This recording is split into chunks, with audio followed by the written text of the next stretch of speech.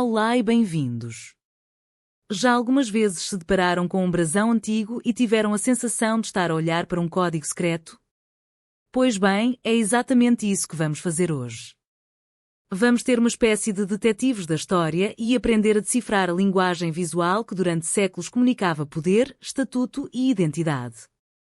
Vamos descobrir a história que se esconde à vista de todos. E esta pergunta é, na verdade, a chave para tudo. Porque um brasão não é de toda uma decoração aleatória. É um verdadeiro bilhete de identidade, quase um currículo visual da sua época.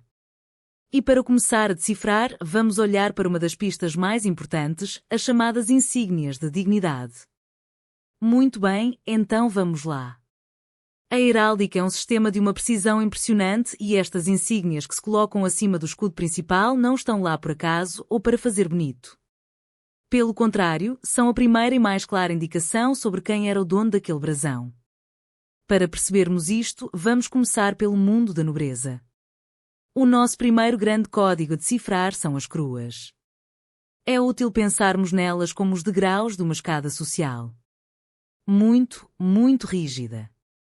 Cada pequeno detalhe no metal, cada pérola definiu o lugar exato de uma pessoa num sistema de poder que era, acima de tudo, hereditário. E aqui está ela, a nossa escada do poder. Vamos subi-la juntos, degrau a degrau, desde a base da nobreza titulada até ao topo absoluto da soberania. Ao percebermos a lógica visual de cada coroa, todo este sistema, que parece complexo, torna-se surpreendentemente claro. Vamos ao primeiro degrau. Começamos pela base, o barão. A sua coroa é o ep. Da simplicidade. É um ar de prata, por vezes com umas pérolas encastoadas, mas o seu objetivo é muito claro, marcar a entrada no clube exclusivo da nobreza. Não há grande ostentação, há apenas a afirmação de um estatuto. É o nosso ponto de partida. Agora subimos um degrau, chegamos ao conde e reparem bem na evolução, o metal já é ouro, bem mais nobre. E o detalhe fundamental, as pérolas já não estão presas ao aro, estão elevadas em pequenas hastes. Esta altura extra não é um pormenor estético. É uma declaração visual de um estatuto superior. E vejam a precisão disto. Em Portugal, a regra dizia que se deviam ver 9 pérolas. Cada reino tinha as suas pequenas variações nesta linguagem.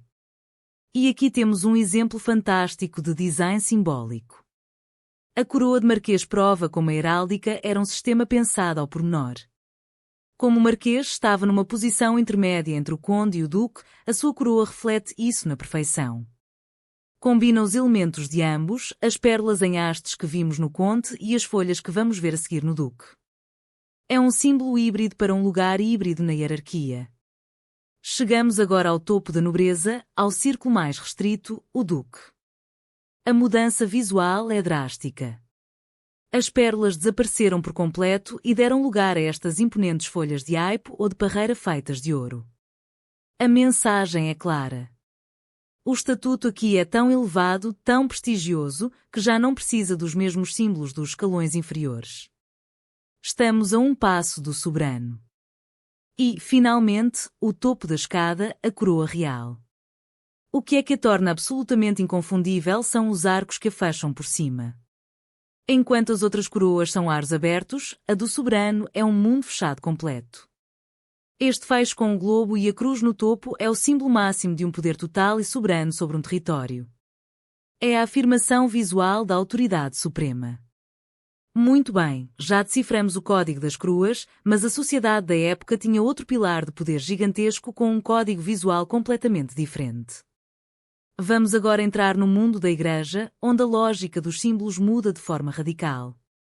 E aqui está a grande diferença conceptual. Esqueçam os metais preciosos, esqueçam as joias. Na hierarquia da igreja, o poder é representado por um chapéu de tecido, o galero. E o estatuto não se mede pela riqueza do material, mas sim por duas coisas muito simples, a cor do chapéu e, mais importante ainda, o número de borlas que pendem de cada lado.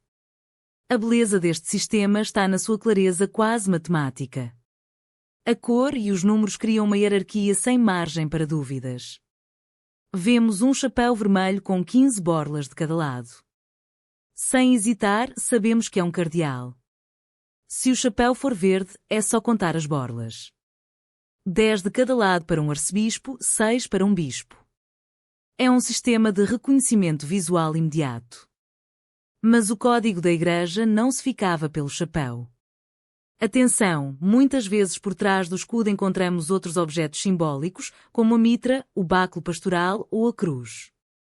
Cada um destes elementos acrescenta mais uma camada de informação sobre a função específica e a autoridade daquele clérigo. É uma linguagem visual riquíssima em detalhes. Então, depois de decifrarmos estes dois códigos, o da nobreza e o da igreja, o que é que eles nos dizem sobre a própria natureza do poder? Se os pusermos lado a lado, descobrimos duas filosofias da autoridade completamente distintas. E aqui está a ideia fundamental. De um lado, temos o poder hereditário da nobreza, simbolizado por coroas de metal, rígidas, permanentes, passadas de geração em geração. Do outro lado, temos o poder funcional da igreja, que está ligado a um cargo. Este é simbolizado por chapéus de tecido pessoais e, muito importante, temporários. O nobre nascia e morria com o seu título, um bispo. Só usava as suas insígnias enquanto ocupava o cargo. Esta frase resume tudo na perfeição. Estas insígnias teores não são detalhes decorativos, são a chave de leitura de todo o brasão. Ignorar a coroa ou o chapéu é como tentar ler um livro sem saber o título ou o nome do autor. Perde-se informação mais essencial sobre quem era aquela pessoa e qual o seu lugar no mundo. E isto leva-nos de volta ao presente. As coroas e os chapéus clericais podem parecer relíquias de um passado muito distante, mas será que a nossa necessidade de usar códigos visuais para comunicar estatuto desapareceu? Pensemos um pouco nos uniformes militares, nos logótipos das marcas de luxo ou até nas fotos de perfil que escolhemos para as redes sociais. A linguagem pode ter mudado, mas a necessidade humana de comunicar visualmente nosso lugar no grupo parece continuar bem viva. Fica a reflexão.